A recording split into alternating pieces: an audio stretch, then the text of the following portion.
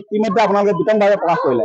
এতিয়া কথাটো হ'ল কি, টংগনা থানাৰ পৰা যে এই ধনজিত মৰাণৰ মৃতদেহটো আত্মহত্যাৰ যিটো ৰূপ দিব বিচাৰিছে, তেখেতসকলে ঢাকিব বিচাৰিছে, হত্যা কৰাৰ পাছত তেখেতক পোষ্টমৰ্টম কৰিবৰ কাৰণে কেনেকৈ ঘৰৰ এজন ব্যক্তি নোহোৱাকৈ পোষ্টমৰ্টমৰ কাৰণে লৈ গ'ল, দণ্ডাধীশ পৰ্যায়ৰ কোনো এজন ব্যক্তি উপস্থিত নোহোৱাকৈ কেনেকৈ পোষ্টমৰ্টমৰ কাৰণে লৈ গ'ল?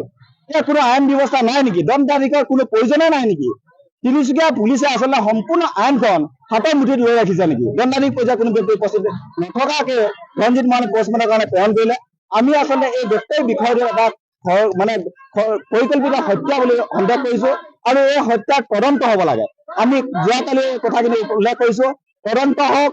ইয়াৰ লগত জড়িত আচলতে ইতিমধ্যে দুজন OC আৰু এজন লাল টিভি তেখেতক বৰ্খাস্ত কৰিছে। কিন্তু কথাটো হ'ল কি, পুৱাৰ ভাগতে সেয়া তিনিচুকীয়া SP উপস্থিত আছে, এডিচনেল SP উপস্থিত আছে। তেওঁলোকৰ অৱগত হৈ আচলতে ধনজিত মৰাণৰ মৃতদেহটো পোষ্টমৰ্টমৰ কাৰণে লৈ গৈছিল, আৰু লৈ যোৱা তেখেতক গাৰ্জেনক খবৰ দিবলৈ নহ'ল, দণ্ডাধীশ পৰ্যায়ৰ কোনো এজন ব্যক্তিক খবৰ নিদিলে। গতিকে এই বিষয়খিনিৰ লগত গোটেই গাত দিবৰ কাৰণে আচলতে SP লেভেললৈকে জড়িত। গতিকে আমি তদন্ত বিচাৰিছো যে সম্পূৰ্ণ যোনসকল বিষয়া জড়িত আছে সকলোকে বৰ্খাস্ত কৰক, তেখেতসকলক অতি সোনকালে আচলতে এৰেষ্ট কৰি জেল হাজতলৈ প্ৰেৰণ কৰক, আমাৰ দাবী। আৰু ইয়াৰ লগে লগে আমি কালি এটা দাবী চানৰ উল্লেখ কৰি ইতিমধ্যে আপোনালোকে অৱগত কৰিছোৱে যে পৰিয়ালটো যিহেতু ধনজিত মৰাণে নতুনকৈ পৰিয়াল আৰম্ভ কৰিছিলে, সংসাৰ আৰম্ভ কৰিছিলে, নৱবিবাহিত এজন যুৱক। গতিকে তেখেতৰ মাক দেউতাক আছে, সংসাৰৰ দায়িত্ব তেখেতৰ সমস্ত ধনজিত মৰাণৰ হাতত আছিলে। যিহেতু অসম চৰকাৰৰ গৃহ বিভাগৰ এটা ভুলৰ বাবে ধনজিত মৰাণৰ মৃত্যু হৈছে, গতিকে সম্পূৰ্ণ দায়িত্ব অসম চৰকাৰে ল'ব লাগিব, গৃহ বিভাগে ল'ব লাগিব, তেখেতৰ পৰিয়ালৰ পোহপালৰ দায়িত্ব ল'ব লাগিব। ইতিমধ্যে আমি জনাই দিছো, এককালীন সাহায্য এই পৰিয়ালটোক 10 লাখ টকা দিব লাগিব, আৰু পৰিয়ালৰ যিকোনো এজন ব্যক্তিক, ধনজিত মৰাণৰ নিকটৰ আত্মীয় এজন ব্যক্তিক আচলতে চৰকাৰীভাৱে সংস্থাপিত কৰিব লাগিব, আমাৰ দাবী আছে। আৰু এই দাবীখিনি মানি ল'লেহে পৰৱৰ্তী কথাখিনি আমি আচলতে উল্লেখ কৰিম।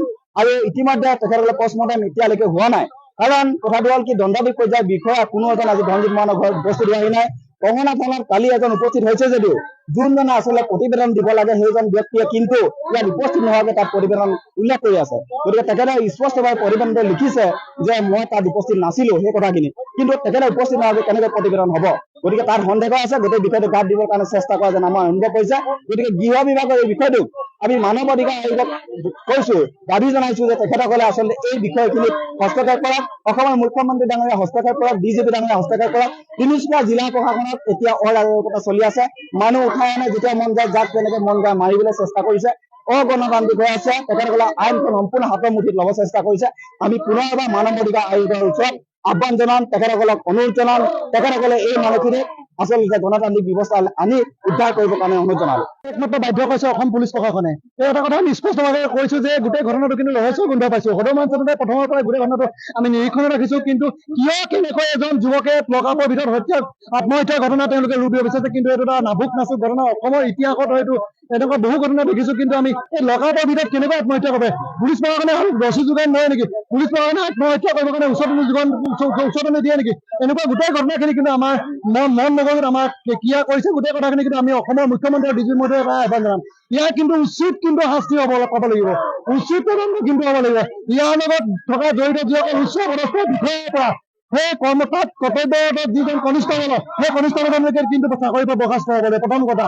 দ্বিতীয় কথাটো হ'ল কি, ধনজিত মৰাণক কেনেকৈ গোটেই ঘটনাটো আত্মহত্যা নে হত্যা নে গোটেই ঘটনাটো তদন্ত কিন্তু তন্নকৈ উচ্চ পৰ্যায়ত হ'ব লাগিব। ইয়াত কিন্তু নিৰীক্ষণ DGP মহোদয়ে খুদ নিজে কৰিব লাগিব। প্ৰথম কথাটো হ'ল কি, অসমৰ যদি পুলিচ বিভাগটোত ইমান এটা ব্যয় বিভাগ থকাৰ পিছত কেনেকৈ লকআপৰ ভিতৰত কিন্তু এজন যুৱকক আত্মহত্যা কৰিলে, এই ঘটনা কিন্তু আজি কিন্তু আমি কেতিয়াও মানি ল'ব নোৱাৰো। কিন্তু নিজৰ এজন সহোদৰ হেৰুৱাইছো, সেইকাৰণে আমি মানি ল'ব নোৱাৰো যে আজি তেওঁলোকে পোষ্টমৰ্টম কৰিবলৈ পঠাই দিছে।